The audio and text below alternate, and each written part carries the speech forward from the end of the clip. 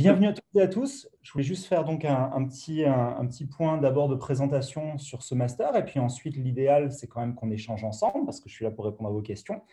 Euh, donc, je suis Marcel Moritz. Je suis maître de conférence HDR à l'Université de Lille depuis 10 ans maintenant et en charge de la responsabilité de ce master depuis maintenant 4 ans. Ce master, d'abord, il a une petite histoire qu'il faut que vous connaissiez. C'est quand même pas inintéressant. C'est un des tout premiers masters en droit du numérique, droit du cyberespace qui a été créé il y a une vingtaine d'années déjà de ça. Alors évidemment, à l'époque, je n'y étais pas, hein, j'étais à peine majeur. Et donc, ce master a une longue vie. C'est vraiment un des tout premiers et ça reste pour moi un des seuls, parce qu'il y en a d'autres, mais un des seuls à être aussi spécialisé avec de très nombreux cours vraiment dédiés à ce sujet du droit du numérique. Beaucoup de masters qui s'intitulent droit du numérique sans pour autant réellement comporter autant de cours en droit du numérique. Donc, méfiez-vous des imitations. Non, il y en a d'autres qui sont très bien aussi, évidemment. Mais c'est vrai que la question, effectivement, quand on fait du droit du numérique, c'est à quel point est-ce qu'on a vraiment une spécialisation à la sortie. Et je crois qu'on peut être assez content parce que, notamment avec la nouvelle maquette qui a été inaugurée en Master 1 cette année, il y en a vraiment beaucoup de cours dédiés. Alors, justement, je vous explique un petit peu comment tout ça s'est construit. Donc, initialement, il y avait un Master 2 et uniquement un Master 2. Depuis quelques années, on a un Master 1 qui s'y est ajouté, qui a été très largement, je pense, amélioré l'année dernière avec le changement de maquette. Quand je dis amélioré, ça veut dire qu'il y a beaucoup plus de cours spécifiques vraiment en droit du numérique. Et puis, on a aussi en parallèle un DU, Informatique et Liberté, qui s'est ouvert et qui est accessible aux étudiants du Master 1. Il n'y a évidemment absolument rien d'obligatoire. Chaque année, je vous mets à l'aise, il y a 3-4 étudiants qui suivent les cours du DU, donc il n'y a aucun problème à ne pas le suivre. Simplement, c'est vrai que pour ceux qui veulent se spécialiser dans le domaine de la protection des données personnelles, ça peut éventuellement être un complément intéressant, même si le DU est plutôt a priori à destination des professionnels que des étudiants. On voit là globalement comment tout ça s'est créé. Et puis, il y a aussi, depuis une dizaine d'années, un deuxième Master 2 qui existe, donc le Master 2 franco-espagnol avec l'Université de Murcie en droit du numérique et biodroit. Là aussi, évidemment, aucune obligation. Vous pouvez tout à fait suivre le cursus franco-français. Chaque année, on a à peu près 5-6 étudiants qui suivent le double cursus. Donc, vous voyez, ça représente une minorité des étudiants. Ce master, dans son ensemble, donc Master 1 et Master 2, d'abord, c'est un master qui est mixte, droit public et droit privé. Pourquoi? Parce que quand on fait du droit du numérique, ça n'a aucun sens de parler de droit public ou de droit privé parce que vous allez manipuler en réalité les deux domaines du droit en permanence. Quand vous faites, par exemple, de la protection des données personnelles, qui est aujourd'hui un grand sujet, et beaucoup d'étudiants trouvent leur premier emploi dans ce domaine-là, on en reparlera si vous le voulez, eh bien, vous allez faire des contrats, vous allez faire des conditions générales, vous allez voir des contrats de sous-traitance. Tout ça, c'est du contrat, tout ça, c'est du droit privé. Mais à côté de ça, vous avez une réglementation qui est européenne, c'est le fameux règlement européen sur la protection des données. Vous avez une autorité administrative indépendante, la CNIL, et donc vous avez du droit public aussi applicable, beaucoup évidemment. Vous avez des enjeux en droit du numérique qui sont des enjeux pour les entreprises, bien sûr, Auchan et ses cartes de fidélité, mais vous avez aussi des enjeux pour les administrations, pour les collectivités territoriales, les universités, les établissements publics divers et variés. Un musée, par exemple, a aussi des enjeux importants en termes, par exemple, de protection des données personnelles. Donc, ça veut dire qu'il y a des étudiants chaque année qui vont travailler pour le secteur privé, d'autres qui vont travailler pour le secteur public. Tout ça pour vous dire que ça n'a pas de sens de réfléchir en termes de cloisonnement droit public, droit privé. Et à ma connaissance, c'est le seul master indifférencié d'une certaine manière, c'est-à-dire on a à la fois des cours qui relèvent de la section 01, droit privé, et de la section 02, droit public. Ce qui pour moi est une force parce que beaucoup d'étudiants aussi n'ont pas envie de choisir, tout simplement à la sortie de la licence, et des étudiants qui aiment à la fois le droit public et le droit privé. Pourquoi être obligé de choisir? Le droit du numérique, parfois, c'est aussi un choix par défaut, d'une certaine manière, pour ceux qui n'ont pas envie de choisir, justement. Il y a des étudiants chaque année qui choisissent le droit du numérique, parce que c'est le droit du numérique et c'est intéressant, mais aussi et surtout parce que ça permet de continuer à approfondir ses connaissances, à la fois dans le droit public et dans le droit privé. D'ailleurs, en Master 1, vous avez des cours qui appartiennent à une unité de savoir structurant, qui sont des cours à la fois de droit privé et de droit public. Vous avez par exemple dans la même unité, dans le même bloc, vous avez un cours de contrats commerciaux, un cours de droit de la consommation, ça c'est du droit plutôt privé, et puis vous avez à côté un cours de droit des services publics. Là, pour le coup, c'est vraiment du droit public. Idem, par exemple, au deuxième semestre, vous avez un cours de commerce international, et puis à côté de ça, vous avez un cours de droit de la concurrence de l'Union européenne, par exemple. Pour moi, c'est des cours qui vont très bien ensemble et qui dépassent très largement les clivages droit public, droit privé. Donc, ces cours-là sont quand même relativement minoritaires maintenant. C'est des cours, on va dire, effectivement, de savoir structurant, ce sont des fondamentaux de base. Mais à côté de ça, vous avez des cours plus spécialisés. Vous avez des cours de propriété intellectuelle, propriété industrielle. Quand je dis propriété intellectuelle, c'est de la propriété littéraire et artistique, premier semestre du M1, et propriété industrielle au deuxième semestre. Ça, c'est relativement commun, parce qu'il y a quand même plusieurs masters qui suivent ces cours-là. Puis, vous avez des cours vraiment spécialisés. Je vais vraiment du général au particulier, avec désormais, au premier semestre, un cours en M1 de protection des données personnelles, un cours qui porte sur les grands principes du droit européen du numérique, un cours qui porte sur la cybercriminalité, un cours qui porte sur le numérique et la santé. Là, c'est vraiment des cours dédiés au droit du numérique. Ils sont pour la plupart nouveaux depuis cette année. C'est là où je vous disais que le Master 1 a beaucoup évolué et je pense dans le bon sens avec ces cours nouveaux. C'est bien simple, ces 4 cours, tout simplement, n'existaient pas encore il y a un an. Et puis, vous avez au second semestre, là encore, des cours spécialisés, toujours le second semestre du M1, avec un cours de médias et technologies de l'information et de la communication, un cours de patrimoine numérique, et puis le module de PIX aussi, qui remplace l'ancien C2I métier du droit et qui est une formation en fait, au droit du numérique de manière un petit peu générale et sur une forme d'auto-apprentissage. Bon, voilà en synthèse aujourd'hui ce qu'offre le Master 1. Donc, vous voyez que finalement, vous avez quand même beaucoup de cours qui sont vraiment spécialisés et qui permettent de donner aux étudiants le bagage théorique et déjà un peu pratique quand même nécessaire. Et ensuite, en Master 2, eh bien, on monte tout simplement en puissance et on va appliquer tout ça. Et on a par exemple un cours de protection des données personnelles, mais cette fois-ci renforcé avec des travaux réellement très pratiques. Vous avez un cours de propriété intellectuelle appliqué, où cette fois-ci, vous avez un avocat qui vient vous faire, par exemple, un exercice fondé sur un travail de plaidoirie, de préparation de dossiers et de plaidoirie en matière de propriété intellectuelle. Vous avez de la rédaction de contrats électroniques. On met vraiment, cette fois-ci, les mains dans le capot et on voit vraiment comment on applique tout ce qu'on a vu en Master 1.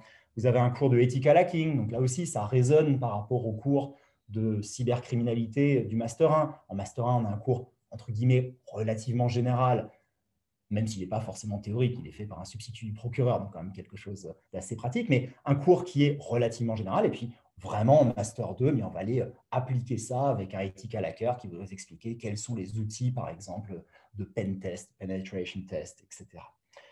Et puis des enjeux sectoriels pour vous aider aussi derrière à mieux vous insérer professionnellement. Par exemple, on a le vice-président cybersécurité de la Société Générale qui vient vous faire un cours de mutation des métiers de la banque pour vous expliquer comment on applique tout ce que vous avez appris dans le domaine bancaire. On a un auditeur qui va vous expliquer comment on applique ça dans le domaine de l'audit, un TPO, protection des données personnelles, qui va vous expliquer comment on applique tout ça dans le domaine de la protection des données personnelles. Donc voilà concrètement comment l'ensemble est structuré. Je pense que c'est assez cohérent, enfin en tout cas j'espère. On a vraiment un certain nombre de savoirs spécialisés qui sont développés en Master 1 et qui sont ensuite vraiment mis en musique, appliqués de manière très pratique en Master 2. Moi par exemple, j'interviens pas mal en Master 1, un peu trop peut-être au goût des étudiants. J'interviens quasiment plus en Master 2 parce qu'au Master 2, c'est vraiment, ce sont uniquement des professionnels qui interviennent, quasi uniquement des professionnels qui interviennent. Parce que l'idée aussi, c'est qu'en Master 2, vous soyez un petit peu plus capable de réfléchir, de gagner en maturité. Et c'est la raison pour laquelle en Master 2, vous avez aussi des cours qui sont peut-être un petit peu détachés de ce qu'on peut imaginer. Vous avez par exemple un cours sur comment le numérique influence la politique, comment ça influence par exemple via des sites d'e-pétitionnement, etc. Et donc le doyen vous fait un cours là-dessus, c'est plutôt de la sociologie politique. Je pense que c'est très intéressant d'avoir comme ça quelques cours qui vous ouvrent l'esprit. Vous avez un sociologue qui vous fait un cours de sociologie du numérique.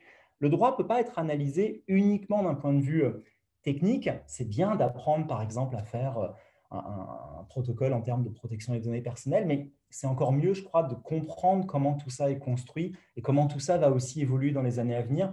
Bref, de ne pas être juste des juristes techniciens, mais aussi d'être tout simplement des juristes intelligents, capable de suivre l'évolution de la matière, parce qu'il faut être lucide. Quand vous sortirez diplômé, vous aurez un savoir, mais dans 10 ans, on attendra autre chose de vous. Le droit en la matière évolue énormément, énormément.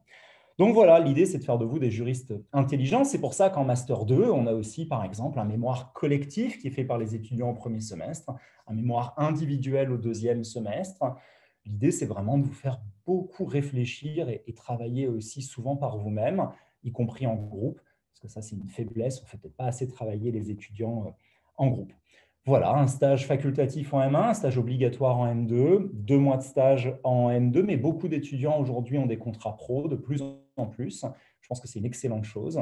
Et les cours en Master 2 sont banalisés du lundi au mercredi soir, ce qui veut dire que vous n'avez cours que le jeudi, le vendredi, éventuellement le samedi matin, ce qui vous permet d'avoir un contrat pro et donc d'être en entreprise du lundi au mercredi inclus, ce qui est, je pense, une assez bonne formule. En attendant un jour, peut-être un passage à l'apprentissage, mais ce ne sera pas pour l'année prochaine. Voilà concrètement comment est structuré ce master, que j'ai toujours beaucoup de plaisir à animer. Et puis, je vais m'arrêter de parler parce que ça fait déjà 10 minutes. Et puis, je vais répondre à vos questions et peut-être laisser intervenir la scolarité s'il y a des points à ajouter.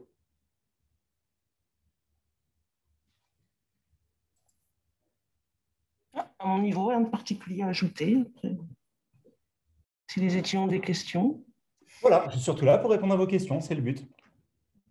Parce que tout ce que j'ai raconté, vous l'avez globalement dans la plaquette du master.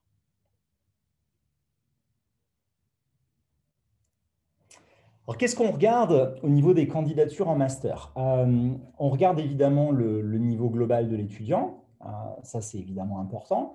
Alors, l'année dernière, là aujourd'hui, vous êtes assez peu nombreux, mais l'année dernière, on avait entre 300 et 400 candidatures. Je ne pense pas que ce soit très différent. Donc, ce n'est pas parce qu'aujourd'hui, il y a une trentaine d'étudiants qui participent à la séance d'information qu'on aura moins de candidats.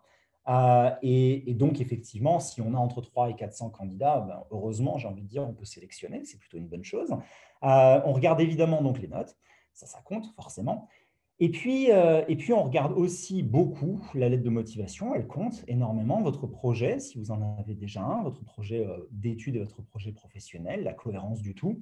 Et puis, vos expériences, si vous en avez. Alors, on sait bien qu'en sortie de licence, vous n'avez pas forcément d'expérience professionnelle, mais si vous en avez, c'est évidemment intéressant. Toutes vos expériences professionnelles, c'est-à-dire même les expériences qui ne sont pas forcément en lien directement avec le droit du numérique, voire même en lien avec le droit, vos expériences professionnelles sont intéressantes parce que au-delà d'un résultat académique, ce qu'on recherche aussi, c'est des personnalités. Donc, c'est vrai que votre parcours, ça bien en évidence dans vos CV. Je veux dire par là que si vous avez travaillé tous les étés à la cueillette des champignons ou que sais-je, ça m'intéresse aussi. Ça en dit long sur votre personnalité, c'est intéressant, vous avez forcément appris des choses, ça vous a donné des qualités humaines et je regarde ça aussi. Est-ce que c'est péjoratif de postuler à différents masters? Non, pas dans l'absolu. Enfin, je veux dire, on comprend bien qu'il y a une sélection et que vous êtes obligé de postuler à différents masters parce que vous n'êtes pas pris forcément dans celui de votre choix. Donc, moi, ça ne me choque pas que vous postuliez à différents masters.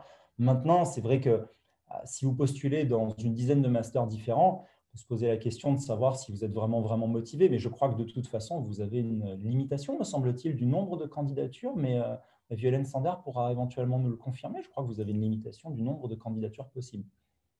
Oui, donc vous avez la possibilité de postuler dans plusieurs masters et vous êtes limité à 4 dossiers maximum ici à la faculté des sciences juridiques. Voilà. Mais pour Donc répondre à 4. votre question, ça ne me choque pas fondamentalement que vous candidatiez à plusieurs masters. Comme je vous l'ai dit l'année dernière, on a eu presque 400 candidats en Master 1. Donc évidemment, beaucoup d'étudiants n'ont pas pu être sélectionnés. Donc voilà, sauf si vous avez un dossier qui est vraiment un très beau dossier, que vous avez eu 15 de moyenne en licence, que vous avez une forte motivation. Là, il n'y a pas de raison que vous ne soyez pas pris, on va être honnête.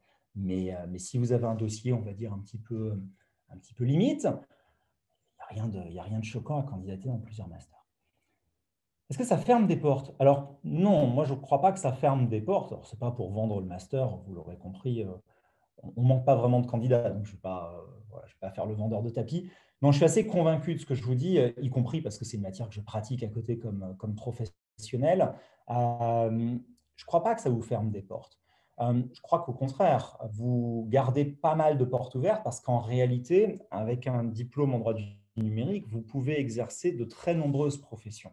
Vous pouvez travailler dans les domaines, par exemple, de la cybersécurité, vous pouvez travailler dans le domaine de la protection des données personnelles, vous pouvez travailler dans le domaine, on va dire, du droit des contrats, tout ça pour des structures très différentes, pour des établissements bancaires, pour des sites de vente en ligne, pour une administration publique, pour une société d'audit. Vous pouvez devenir avocat. Enfin, il y a vraiment objectivement beaucoup de débouchés. Je ne crois pas que ça ferme vraiment des portes. Au contraire, je dirais qu'aujourd'hui, le droit, c'est vraiment très largement spécialisé. De manière générale, regardez même les avocats. Aujourd'hui, qui peut encore prétendre être un avocat généraliste? Ça n'existe, pour ainsi dire, plus. Et même les avocats publicistes ou privatistes ont des spécialités dans leur domaine. Aujourd'hui, je connais assez peu d'avocats qui font tous les domaines du droit public ou tous les domaines du droit privé. Aujourd'hui, vous vous spécialisez. Combien d'avocats, par exemple, en droit public, ne font que du droit des contrats publics ou que du droit de l'urbanisme? Je crois qu'aujourd'hui, on vit vraiment dans un monde de grande spécialisation juridique, tout simplement parce que le droit est devenu extrêmement technique, pointu, complexe, évolutif, et que ce serait tout simplement mensonger de prétendre être toujours au niveau dans toutes les branches du droit. C'est impossible. Donc, il faut se spécialiser, au contraire. Au contraire. Après, il y a spécialisation et spécialisation. C'est-à-dire que si vous me dites, est-ce que ce n'est pas trop se spécialiser que d'aller travailler, par exemple, pendant 40 ans dans l'audit spécifique d'un certain type de contrat de transfert internationaux de données personnelles? Oui, ça, c'est peut-être un peu trop spécialisé. En tout cas, ça peut être périlleux. Mais là, on n'est pas en train de parler de ça. Le droit du numérique en lui-même est tellement large que de toute façon, je pense que 50% à 80% de ce que vous allez apprendre, vous n'allez pas ensuite l'appliquer. Vous allez travailler toute votre vie sur 25, 30, 40% de ce que vous aurez appris. Donc, en réalité, vous allez encore vous super spécialiser sur la spécialisation du master. Donc, je ne crois pas que ce soit trop spécialisé. Alors, est-ce que les étudiants du DU peuvent postuler en Master 1 ou Master 2? Vous voulez savoir si les étudiants qui sont aujourd'hui en DU? Prenez la parole si vous voulez, c'est peut-être plus simple.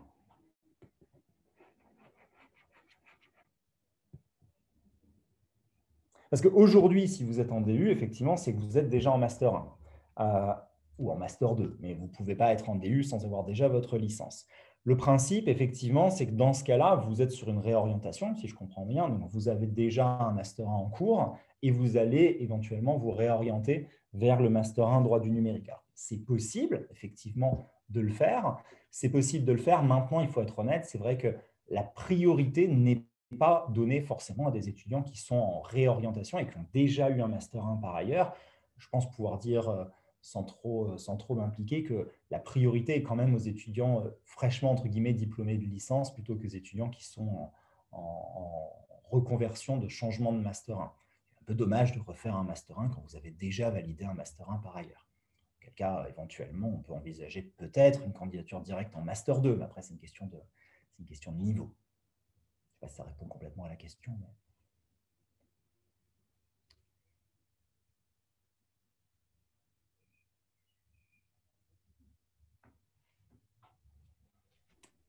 N'hésitez pas. Bonjour. Bonjour. Bonjour, vous m'entendez bien, c'est bon? Parfait. Parfait. Alors, ça serait une question relative au suivi des langues, c'est-à-dire quelles sont les matières et quelles sont les options qui sont possibles pour les langues. Alors, donc, en langue, vous avez le module de langue qui, je pense, est plus ou moins commun, quasiment commun à l'ensemble des masters, qui est dans le projet de l'étudiant et dans la pratique linguistique en Master 1. Donc, vous avez option, donc, un choix de langue parmi l'anglais, l'espagnol et l'allemand. Et vous avez ensuite aussi la possibilité, si vous êtes hispanophone, évidemment, de continuer en Master 2 sur le double master franco-espagnol, dont on n'a pas encore parlé. Mais si certains sont intéressés, je suis le premier à répondre avec grand plaisir. Et puis après, vous avez des cours en langue étrangère, mais ils sont relativement peu nombreux. Vous avez le cours de Ethical Hacking, qui aujourd'hui est un cours fait en langue étrangère, puisqu'il est fait en anglais. Voilà. Merci. Je vous en prie. D'ailleurs, c'est une question, je ne crois pas que ce soit possible. L'option en langue, et effectivement, je m'adresse à Violaine Sander, l'option en langue est limitée à une langue au choix. On ne peut pas avoir une deuxième langue optionnelle en choix, en volontaire. Si, parce que vous, dans la maquette du master droit du numérique, dans le projet de l'étudiant, l'étudiant a la possibilité de prendre une LV2. D'accord. Ah bah oui, effectivement, je suis bête. Tout à fait. Non, effectivement. Alors après, en sachant que c'est une LV2, mais que les étudiants sont mélangés avec les LV1. Enfin, elles sont pas, Une fausse c'est pas un LV2. groupe spécifique au LV2. D'accord, effectivement. C'est bien, c'est bien que je vous pose la question. Absolument. C'est vrai que vous avez le bloc pratique linguistique qui est commun et le bloc projet de l'étudiant. Effectivement, vous pouvez choisir une langue. Enfin, vous devez choisir une langue dans la pratique linguistique en M1. Ça, c'est obligatoire. Le choix donc entre anglais, espagnol et allemand. Et ensuite, vous avez effectivement dans le projet de l'étudiant au choix soit le cours d'aspect culturel de l'Europe, soit la participation à la clinique juridique sur toute l'année, soit effectivement une LV2, là encore anglais, espagnol ou allemand, mais qui sera absolument mélangée avec l'ensemble des autres étudiants. Donc c'est une LV2 avec un bon niveau quand même. Et ce qui vous permet, c'est bien qu'on ait cet échange, ce qui vous permet effectivement d'avoir non pas une langue vivante, mais bien deux langues vivantes en Master 1 si vous le souhaitez.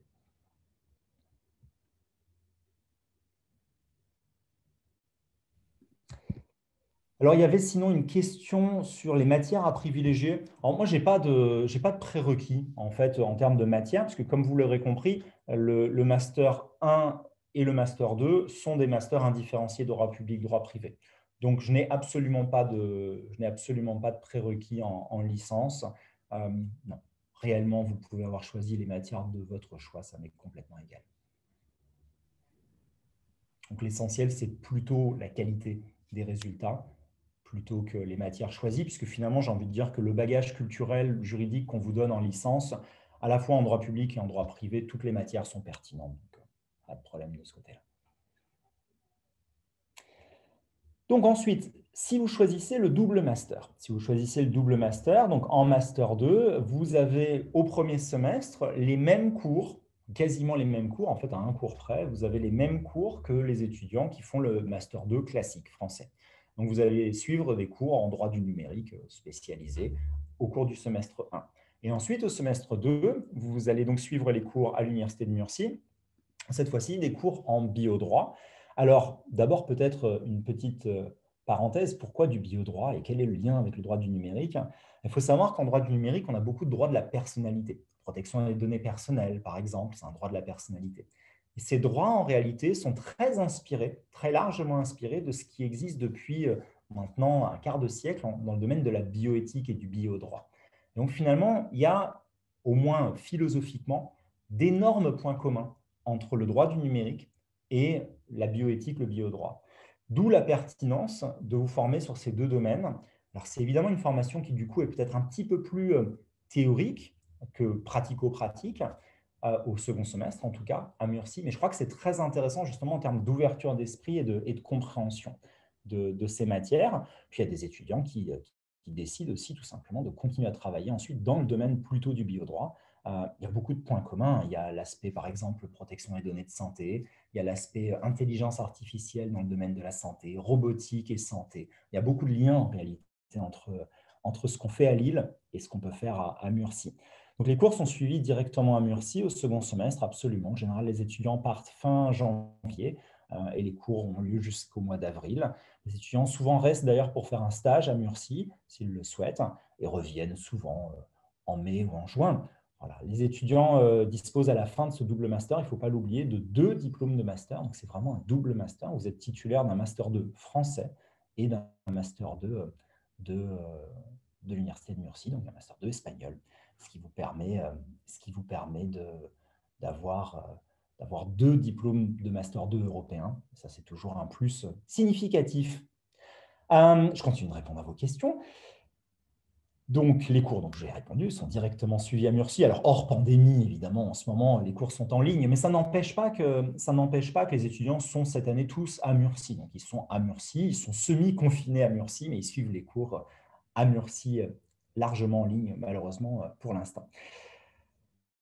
Alors, est-ce que venir d'une antenne de la fac est moins bien vu? Non, alors là, pas du tout. Ça m'est complètement égal d'où que vous veniez. D'ailleurs, que vous veniez d'une antenne de la fac ou que vous veniez d'une autre université de France, ça m'est complètement égal. Est-ce que vous acceptez les profils qui veulent faire une césure entre le M1 et le M2? Ce n'est pas forcément justifié toujours, la césure. Donc, je pense qu'il faut le développer dans votre lettre de motivation, effectivement, mais bon, ce n'est pas forcément systématiquement justifié, à mon sens. Est-ce qu'il peut être pertinent de faire une thèse après le master pour se spécialiser ou est-ce que ça ferme des portes? Alors non, et on a chaque année des étudiants qui continuent en thèse. Alors quand je dis des étudiants, c'est en moyenne un étudiant chaque année ou une étudiante qui continue en thèse. Donc, le master a vocation clairement à permettre une continuité derrière dans la recherche doctorale. C'est tout à fait possible. Est-ce que c'est intéressant pour travailler en entreprise ou est-ce que ça ferme des portes? J'aurais tendance à dire ni l'un ni l'autre. Je pense que ce n'est pas forcément nécessaire, évidemment, de faire une thèse pour travailler en entreprise, loin s'en faut. Certaines entreprises peuvent peut-être même être éventuellement un peu effrayées par un profil de docteur en droit, en se disant, bon, là, c'est un théoricien ou une théoricienne. Mais ce n'est pas forcément le cas. Et d'ailleurs, il y a des financements qui sont dédiés. Vous pouvez faire une thèse avec un financement CIFRE. Vous avez une entreprise qui finance votre thèse pendant 3 ans. C'est très intéressant. Et donc, c'est bien la preuve que ça intéresse les entreprises. Pas du tout. Vous pouvez tout à fait faire une thèse et avoir ensuite un très beau profil pour une entreprise. Mais je pense que dans l'idéal, si votre volonté, c'est de faire une thèse pour ensuite travailler en entreprise, il faut obtenir un financement CIFRE, donc un financement par une entreprise. Ça me semble la meilleure solution parce qu'en général, après, l'entreprise, elle vous garde puisqu'elle vous a financé 3 ans de thèse. Vous avez travaillé à mi-temps pour elle, elle vous connaît bien, donc en général, elle vous garde. Est-ce que c'est un avantage d'avoir fait un Erasmus en L3? Ni avantage, là encore, ni inconvénient. Je suis aussi assesseur aux relations internationales. Je ne vais certainement pas vous dire que faire un Erasmus en L3 est une mauvaise idée. Non, pas du tout. Ça peut être un avantage. D'ailleurs, ça peut être un avantage, notamment parce que, je ne sais pas si c'est votre cas, mais notamment parce qu'il y a dans certaines universités à l'étranger, il y a des cours de droit du numérique dès la licence, ce qui est une très bonne chose et qu'on n'a pas, nous, à l'Université de Lille. C'est bien regrettable.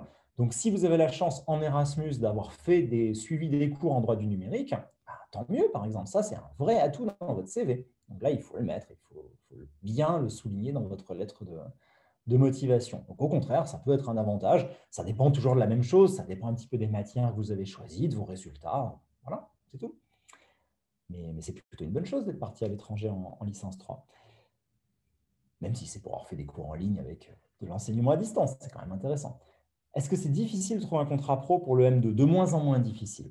Les étudiants trouvent de plus en plus de contrats pro, malgré d'ailleurs la situation sanitaire. Au contraire, les entreprises investissent beaucoup.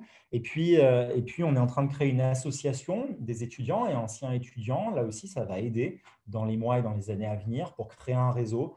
Donc, je vous inviterai à vous rapprocher des étudiants. Je vous donnerai les coordonnées des représentants, notamment d'étudiants M1 et M2.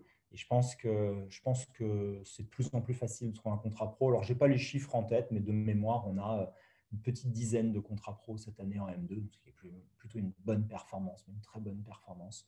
Donc, c'est relativement facile. Les entreprises sont assez en demande quand même, surtout dans ces domaines-là.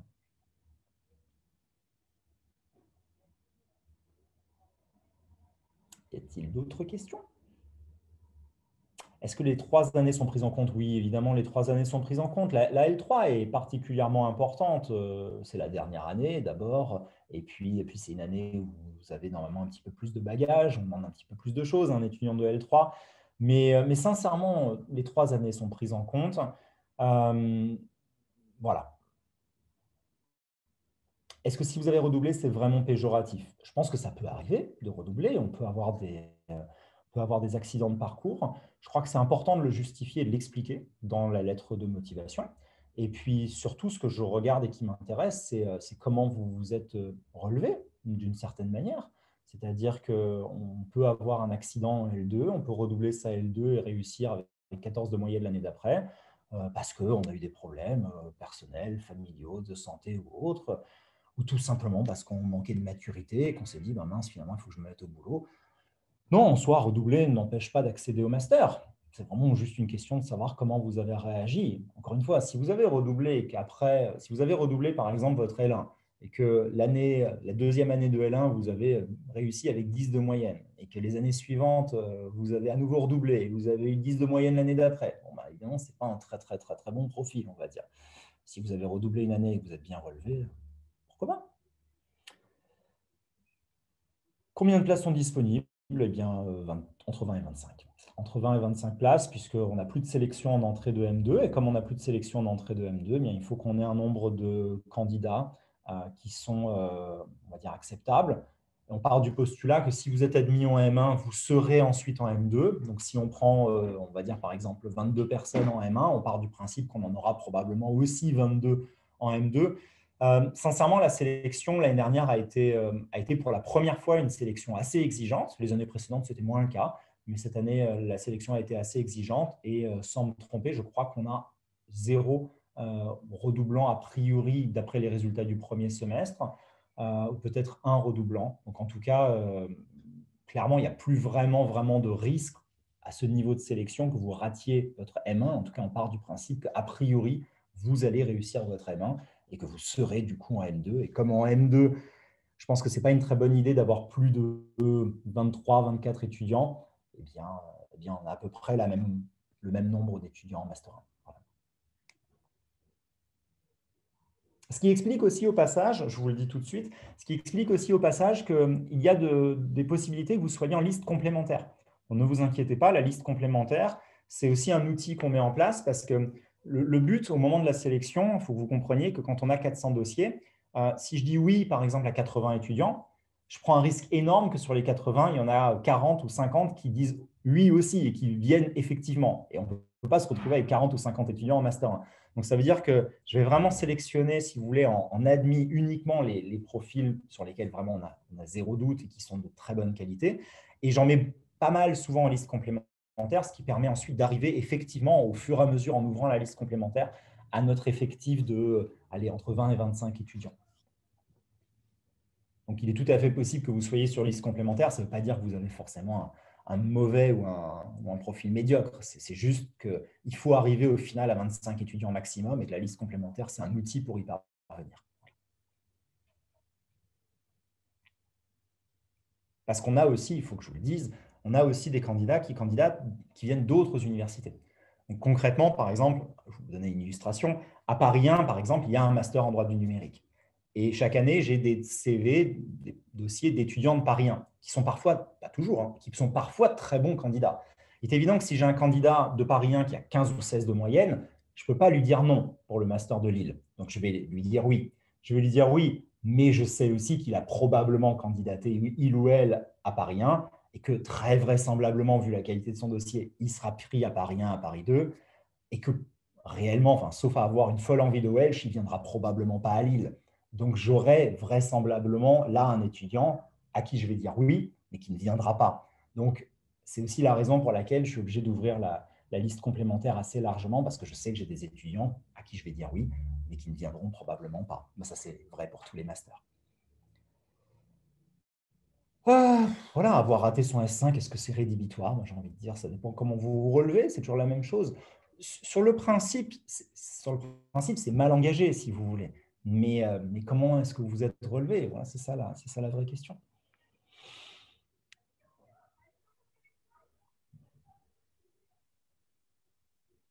Encore une fois, Oui. Oui.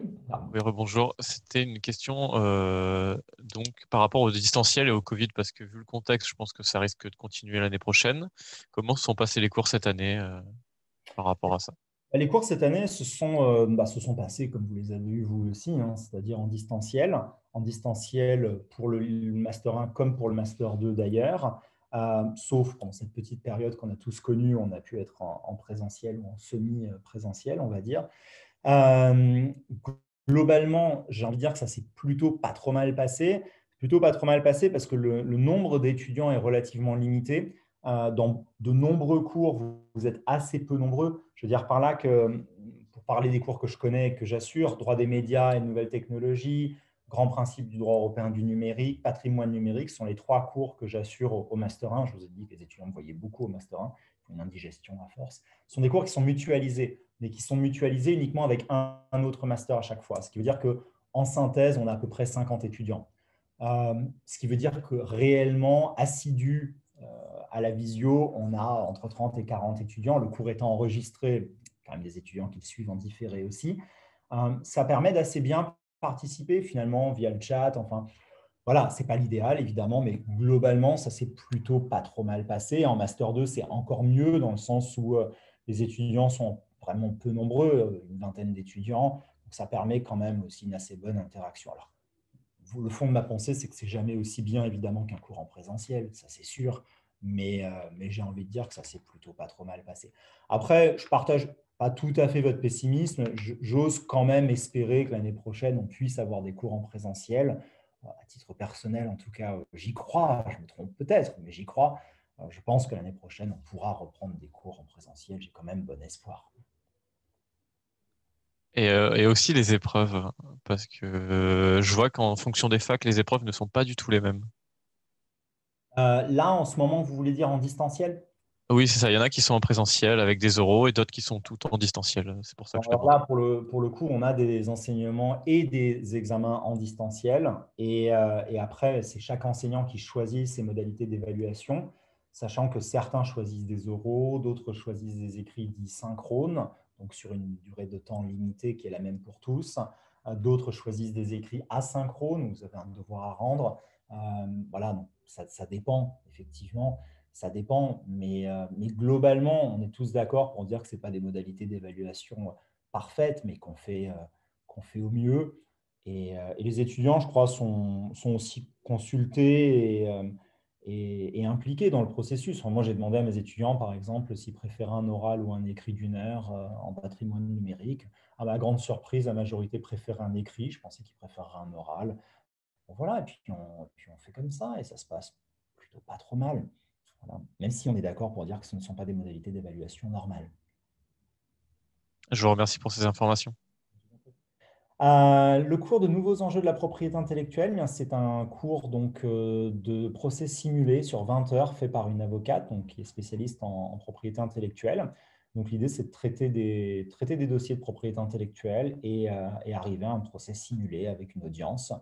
Voilà, c'est ça le principe du cours de nouveaux enjeux de la propriété intellectuelle. C'est un cours qui a en général beaucoup de succès, c'est assez sympathique. Quelle est l'importance donnée à la lettre de motivation et au stage? Alors, il n'y a pas de pondération par rapport aux notes. Encore une fois, je ne suis pas une machine, donc je ne vais pas vous mettre une évaluation sur votre lettre de motivation, une évaluation sur votre CV, une évaluation sur vos notes et tout ça avec des coefficients. Non, je suis un être humain, donc je regarde votre dossier dans son intégralité. J'ai envie de dire que si vous avez eu 16 chaque année, votre lettre de motivation, elle a assez peu d'importance. Alors, quand même du principe que si vous avez eu 16 chaque année, c'est que vous êtes plutôt un bon élément. Maintenant, la lettre de motivation et les stages, c'est très intéressant, surtout quand vous avez un dossier, on va dire, correct, mais pas brillant. Si vous avez, allez, on va dire entre 12 et 13 de moyenne, par exemple, c'est très intéressant de regarder la qualité de la lettre de motivation, voir si vous avez déjà un projet professionnel, comment est-ce que vous voyez l'enseignement que vous allez suivre, qu'est-ce que vous pensez que ça va vous apporter. Et je n'attends pas forcément qu'en sortie de licence, vous ayez un projet professionnel. Je ne suis pas naïf, je sais très bien que beaucoup d'étudiants n'ont pas pratiqué le droit du numérique, ne savent même pas vraiment ce que c'est. Donc, de là à avoir un projet professionnel, non, clairement non. Mais par contre, d'avoir quand même une idée voilà, de ce qui pourrait vous intéresser, de ce que vous voulez approfondir, ça c'est plutôt bien. Et puis, il ne faut pas oublier aussi que le Master 2, comme je vous l'ai dit, axe beaucoup sur la recherche. Vous allez faire notamment un mémoire individuel, qui est une sorte de mini-thèse, une centaine de pages. Donc, si, par exemple, vous êtes déjà capable de me dire « Ah ben voilà, il y a tel sujet qui m'intéressera beaucoup et que j'aurais vraiment envie d'approfondir en Master 2 », ben c'est intéressant. Ça montre une forme de maturité par rapport à la matière. Voilà. Et de motivation, il n'y a pas de conseil particulier à donner. Il faut expliquer un petit peu votre parcours. Il faut justifier les faiblesses de votre parcours. Comme je vous l'ai dit, c'est important, par exemple, d'expliquer si vous avez redoublé, pourquoi vous avez redoublé, qu'est-ce que ça vous a apporté. Un redoublement, ça peut être positif aussi. Il faut expliquer ce que ça vous a apporté. Si vous êtes parti en mobilité, Erasmus, par exemple, qu'est-ce que ça vous a apporté? Vous savez, une mobilité, c'est bien sur le papier, mais ce qui est intéressant, c'est de savoir ce que ça vous a vraiment apporté en termes de maturité, en termes de capacité à vous exprimer dans une langue étrangère, etc. Donc, la lettre de motivation, c'est vraiment l'endroit où vous allez expliquer finalement votre CV et votre parcours. Et tout ce qui est, entre guillemets, du off, tout ce qu'on ne peut pas voir quand on regarde simplement vos notes et votre CV. Voilà. Parce qu'on sait déjà beaucoup de choses sur vous en regardant votre CV et vos notes. Mais il y a aussi tout le off qu'on ne sait pas forcément. C'est intéressant.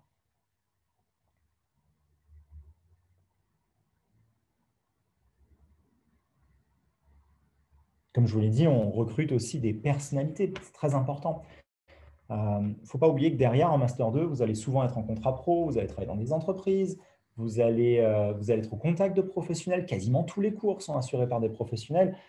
Je n'ai pas envie, pour le dire simplement, que les étudiants du Master nuisent à sa réputation.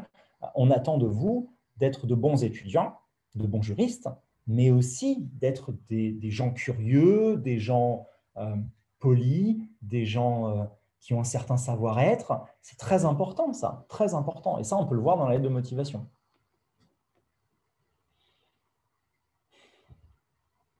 Lors des résultats, si on répond oui à un master, les autres candidatures se suppriment. Oula, ça, c'est une question pour Violaine Sander. Alors, quand on répond oui à un master, a priori, j'imagine que ça fige pour les autres masters et qu'on peut du coup plus accepter un autre master. J'imagine. Alors, pas nécessairement, non. Parce qu'un étudiant peut, par exemple, être sur une liste d'attente dans un autre master. Donc, il peut confirmer dans un premier master où il est sur liste principale et derrière, il n'est pas forcément désisté du master sur lequel il est en liste d'attente. Il peut encore se déconfirmer tant qu'il n'a pas déposé son dossier administratif d'une certaine manière. Alors, par contre, voilà, on invite vraiment, alors déjà pour les étudiants qui ont par exemple été admis dans un master, mais que le master de leur premier choix, ils n'ont soit pas encore la réponse, soit en liste d'attente. On les invite à ne pas confirmer dans le master dans lequel ils sont pris, donc ils ne sont pas sûrs de l'autre côté, d'attendre la date limite qu'on leur communique pour confirmer avant de le faire. Si arrivé la date limite pour confirmer, ils n'ont toujours pas eu de réponse de leur master de leur premier choix, dans ce cas-là, ils confirment pour ne pas perdre, en effet, entre guillemets, la place qu'ils ont eue dans un autre master. Mais de bien nous le signaler et de veiller à revenir sur cette confirmation s'il s'avère que finalement, vous êtes pris dans le master de votre premier choix. J'insiste beaucoup là-dessus parce que, alors, c'est en effet pour vous toujours une période assez stressante et de savoir si vous serez pris dans le master dans lequel vous souhaitez ou même que vous en ayez un tout court. Mais ne confirmez pas pour confirmer, votre place ne sera pas perdue dans le master à partir du moment où vous avez été admis dans ce master-là, vous êtes admis dans ce master-là. Et que s'il s'avère que vous avez confirmé, mais qu'après vous revenez sur votre choix, vraiment pensez à nous le signaler, parce que tous les ans, ça nous arrive d'avoir des fausses confirmations, en fait, des gens qui finalement ne viennent pas s'inscrire et donc qui bloquent une place. Et nous, on n'appelle pas du coup les candidats sur la liste d'attente parce qu'on pense que vous allez venir dans ce master-là. Ce qui, ce qui est fort dommageable pour tous les candidats qui sont sur liste d'attente ou que du coup on contacte au dernier moment, le jour de la rentrée, ce qui met tout le monde dans des situations un peu délicates.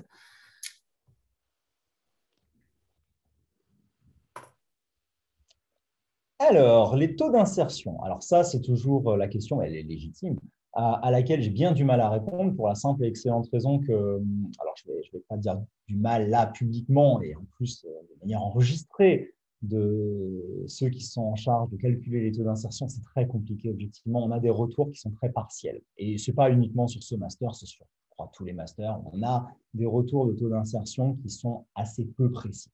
Assez peu précis parce qu'il faut bien comprendre qu'il y a aussi beaucoup de réalités. Et là, je décharge les équipes en charge de suivre les taux d'insertion. Il y a des réalités très différentes à la sortie du Master 2. Donc déjà, sachez qu'en sortie de Master 2, certains ne travaillent pas, mais c'est leur choix. Certains, par exemple, rentrent à l'école des avocats. Ils ont passé le concours d'entrée et ils sont à l'école des avocats. Ils sont encore étudiants.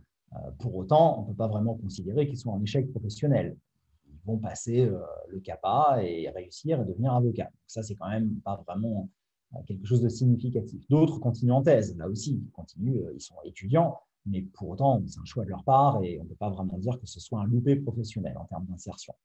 Donc déjà, le taux d'insertion a un intérêt, on va dire, relativement limité, même quand il est bien calculé.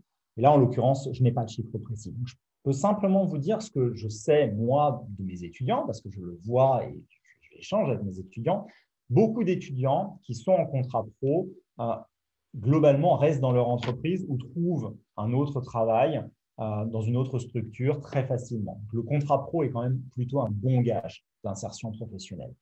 globalement, les étudiants, cette année, malgré la crise sanitaire, ont quasiment déjà tous trouvé un emploi pour l'année prochaine. Donc ça, c'est quand même vraiment extrêmement réconfortant de ce que j'ai pu échanger avec les étudiants. Maintenant, je pense que c'est bien aussi de vous rapprocher éventuellement des délégués pour avoir plus de précision et aussi pour savoir quelles sont les entreprises qui recrutent, quels sont les domaines qui recrutent. Alors justement, quels sont les domaines qui recrutent?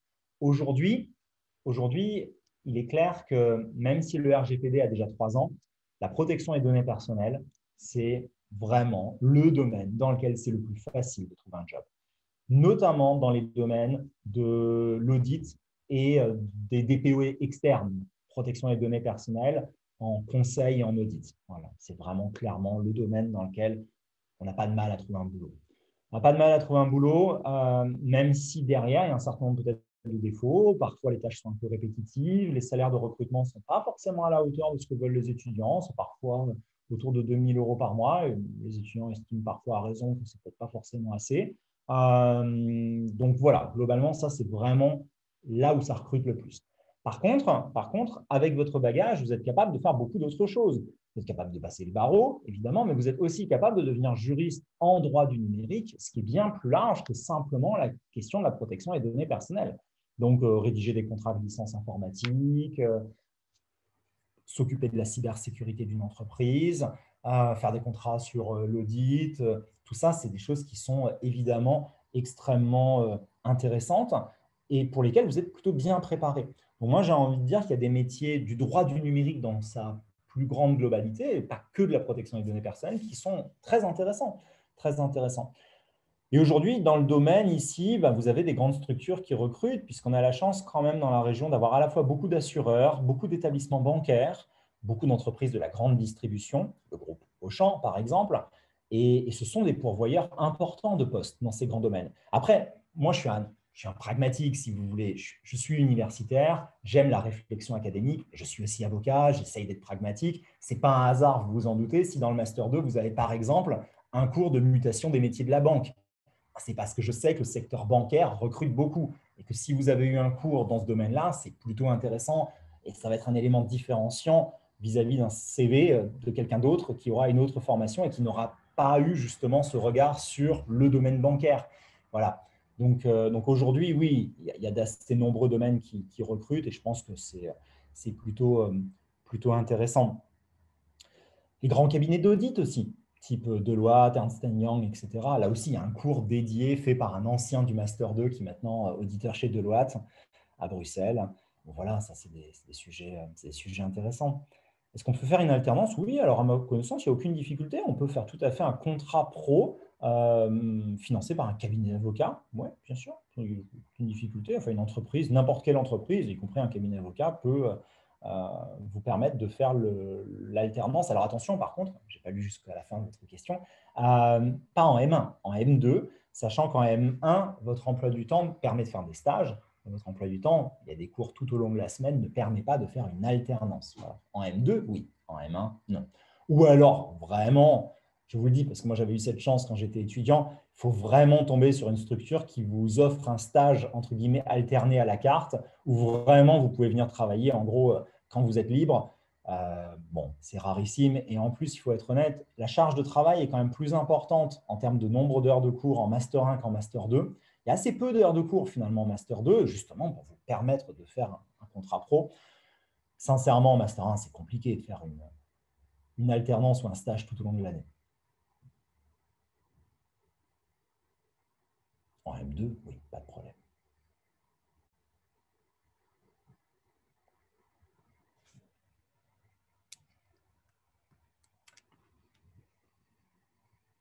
D'autres questions? N'hésitez pas.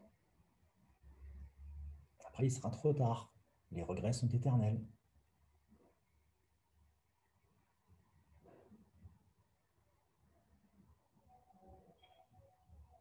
Alors, il y a une question que vous ne m'avez pas posée, mais que je me pose, du coup.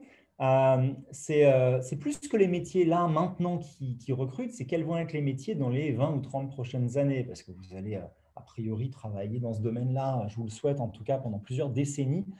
Moi, je crois que dans les années à venir, après la folie, on va dire, de la protection des données personnelles, je crois qu'on va de plus en plus mettre l'accent sur les problématiques d'e-réputation, de gestion de la réputation électronique, problématiques de référencement, de déréférencement, de droit à l'oubli, les problématiques de cybersécurité aussi. Ce sont, je pense, des sujets extrêmement importants, notamment pour les assurances qui vont de plus en plus, qui proposent déjà, mais qui vont de plus en plus proposer des offres en matière de cybersécurité. Donc, je pense que ça, c'est vraiment des domaines à surveiller pour les décennies à venir. Et ce n'est pas pour rien non plus si, dans le cadre du master, vous avez des cours de cybercriminalité, de ethical hacking, parce que justement, je pense que c'est très important que vous ayez des compétences dans ces domaines-là. Par curiosité, certains étudiants veulent faire le double master?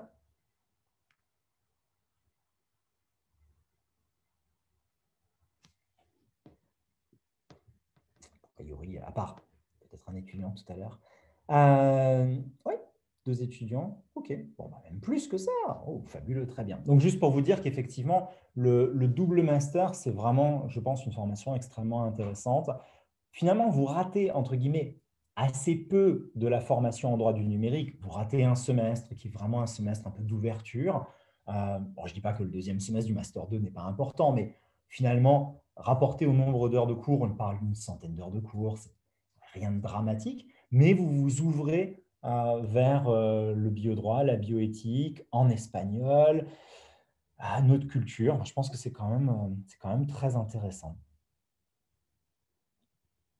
Et les cours, effectivement, à Murcie sont évidemment tous dispensés en espagnol, bien sûr.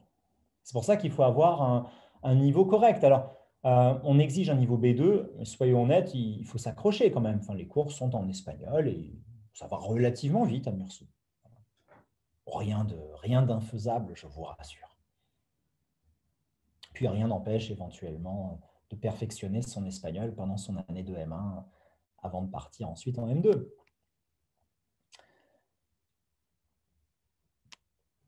Et pour répondre à votre question, Jade Delbecq, oui, effectivement, le dossier avec les notes vaut autant que votre profil personnel. Oui, je vous ai dit, je ne suis pas une machine, donc je ne vais pas vous dire ça vaut 50-50, mais globalement, effectivement, les deux sont importants.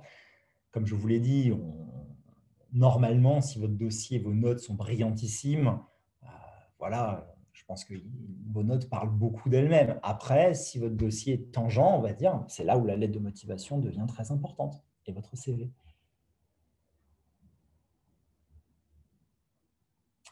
Le mail, mon mail, vous l'avez, hein, marcel.moritz, moritz, @univ-lille.fr.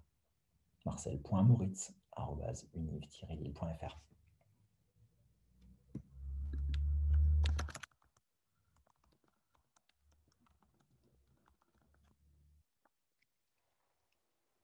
Voilà. Autre question?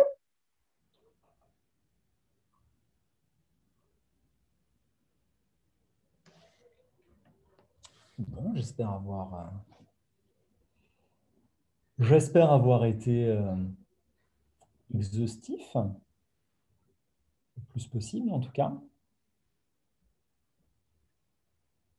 Donc, stage en M1, dans la maquette, il est prévu une possibilité, il est prévu un stage dans le cadre donc, de la maquette. Et ce stage, il est dans le projet de l'étudiant. Il est donc au choix parmi d'autres éléments. Il est notamment au choix parmi une LV2, les aspects culturels de l'Europe ou la clinique juridique. Et ce stage, dans ce cas-là, est d'une durée minimale de 2 semaines. Voilà. C'est prévu en Master 1. Ça, c'est ce qui est prévu dans la maquette. Après, rien n'empêche de faire un stage plus long que ces 2 semaines. Les 2 semaines, c'est un minimum. Et pour répondre à votre question, oui, sur l'IA, effectivement, on a maintenant de plus en plus à la fois de séminaires qui portent sur ces problématiques-là, par exemple en numérique et santé, où je vous ai dit que l'IA occupait une place importante, et dans les projets de recherche aussi. Tout simplement, on a de plus en plus, effectivement, de projets de recherche qui portent sur ces sujets-là. Alors, il faut savoir, je ne vous l'ai pas dit, tiens, c'est l'occasion, il faut savoir que ce n'est pas une locomotive à 2 étages. Il n'y a pas le Master 1, le Master 2. Il y a aussi, en réalité, ce qui se passe après. Et ça, les étudiants ne le savent pas forcément, mais après le Master 2, il y a des étudiants qui continuent en thèse, il y a des projets de recherche, et on peut être assez content au sein de l'équipe d'avoir d'assez nombreux projets de recherche, d'assez importants financements, Aujourd'hui, on a à peu près un demi-million d'euros de financement en cours sur des projets de recherche, donc qui permettent à des doctorants notamment bien d'être payés pour leur thèse. Et autour de ces projets de recherche, il y a beaucoup de thématiques sur notamment l'intelligence artificielle. Donc oui, c'est des sujets qu'on aborde à la fois nous dans nos recherches, l'équipe pédagogique et les doctorants dans nos recherches, mais qui du coup se reflètent aussi naturellement dans les enseignements du master et par exemple dans les choix aussi de sujets de mémoire collective du Master 2, où souvent on a une dose d'intelligence artificielle qui est injectée. Donc oui, c'est un sujet important, évidemment, notamment par rapport au milieu juridique. On se fait beaucoup de soucis. Les avocats ont peur de l'IA, par exemple. Est-ce qu'on va être remplacé demain par l'IA? Quid de la responsabilité en la matière? Il y a beaucoup de sujets intéressants. Cumuler le Master 1 et le DU, oui, c'est possible. Alors, ça a été fait pour. Il y a une petite réserve, c'est que les cours du DU sont majoritairement le samedi, principalement le matin, et parfois le vendredi en fin de journée, plutôt à partir de 17h, 17h30. Ce qui a été fait pour permettre aux professionnels de suivre le DU, puisque, comme je vous l'ai dit, l'essentiel, évidemment, c'est que les professionnels puissent suivre ces DU. Mais de fait, ça le rend très compatible avec les cours de Master 1, puisque vous avez en général peu de cours le vendredi en fin de journée et pas de cours le samedi en général. Donc, on fait en sorte que ce soit globalement compatible. Alors, chaque année, il y a quelques cours éventuellement que les étudiants du Master 1 ne peuvent pas suivre en DU parce qu'ils ont cours au Master 1. Bon, bah, dans ce cas-là, évidemment, priorité au Master 1. Bon, mais vous avez une forme d'excuse. Si vous ratez quelques cours du DU, on vous le pardonnera si c'est incompatible avec votre agenda. Voilà. Alors oui, il y a une association du Master qui est en cours de création. Les étudiants du Master 2 sont avec ceux du Master 1 de cette année à la barre. L'association, alors j'ai relu les statuts cette semaine, donc l'association est en cours de création. C'est un processus un petit peu long puisqu'il faut d'abord que ce soit accepté par les instances universitaires. Et ensuite, l'association vivra. Donc je pense qu'elle sera réellement active, je l'espère en tout cas à la rentrée prochaine, ce qui permettra d'y associer les étudiants du EM1, promo à venir, du M2, les anciens, et puis aussi les professionnels, ceux qui interviennent dans le master, et puis ceux qui fournissent aussi beaucoup d'offres de stages, de contrats pro, etc. Et on a décidé aussi d'ouvrir l'association aux étudiants du DU et anciens étudiants du DU Informatique et Liberté, ce qui semble assez cohérent, donc une association en droit du numérique. Voilà. Donc ça vient. Est-ce que vous appelez le projet? J'imagine que c'est le mémoire collectif, je suppose.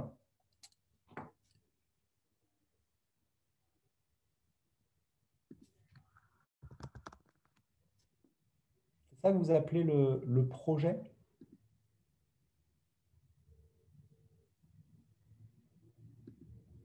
Bon, je réponds quand même. Si c'est le mémoire collectif, donc le mémoire que les étudiants rédigent collectivement au premier semestre du Master 2, le thème était le chiffrement. Et les étudiants, à partir de ce thème-là, ont créé une problématique et développé un travail d'à peu près 300 pages, donc une vraie petite thèse en réalité sur le chiffrement. Un beau boulot, très beau travail. Et chaque année, on a des thèmes différents. Donc, on a eu la monnaie, on a eu la justice, en droit et du numérique, évidemment. Voilà. Et après, aux étudiants de problématiser. C'est une très bonne question. Est-ce qu'il faut des compétences en programmation informatique? Moi, je crois qu'il faut des compétences en capacité de dialogue avec des RSSI, avec des techniciens. Ce qui veut dire que vous devez apprendre un jargon. Voilà. C'est pour ça que vous avez un cours de Ethical Hacking, par exemple, qui est dispensé par quelqu'un qui est à la fois avocat et certified ethical hacker et qui va vous donner les bases linguistiques, entre guillemets, de compréhension. Maintenant, est-ce qu'on a besoin de savoir coder?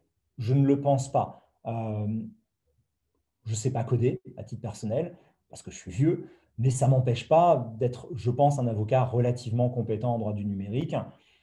Voilà. Aujourd'hui, ce n'est pas nécessaire. Mais c'est sûr que si vous avez des compétences informatiques, c'est mieux. Et chaque année, on a dans les étudiants, parmi les étudiants, on a des étudiants qui sont très compétents en programmation, qui maîtrisent Python, qui sont super bons. Bon, très bien, ça ne peut être qu'un plus. C'est très bien, c'est très bien. Mais ce n'est pas, en tout cas à ce stade, ce n'est pas nécessaire. Voilà. Ça reste du droit, il ne faut pas l'oublier. Et le juriste doit être capable de dialoguer avec les techniciens, mais il n'est pas censé se substituer aux techniciens. Chacun sa casquette, finalement. Maintenant, c'est un plus. J'ai envie de dire que c'est un plus au même titre que c'est un plus de parler couramment anglais. C'est bien aussi. Je ne pense pas que ce soit obligatoire. C'est un plus significatif.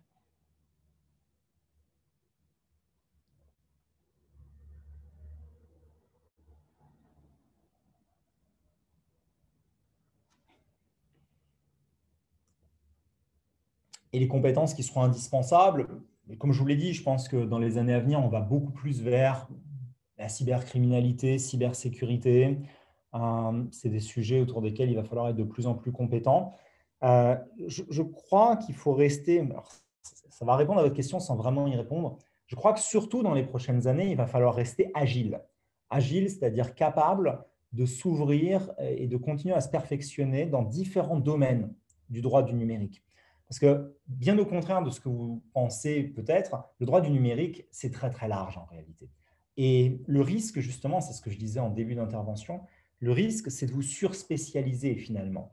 Par exemple, si vous travaillez dans le domaine de l'audit et que vous auditez des contrats de transfert internationaux de données personnelles, ce qui est un sujet passionnant, si vous faites ça pendant 10 ans, vos compétences vont s'amenuiser finalement. Vous allez devenir très, très, très, très, très technicien sur un tout petit domaine du droit, du numérique, mais vous allez perdre de vue un certain nombre d'autres capacités de rédaction contractuelle, cybersécurité, propriété littéraire artistique.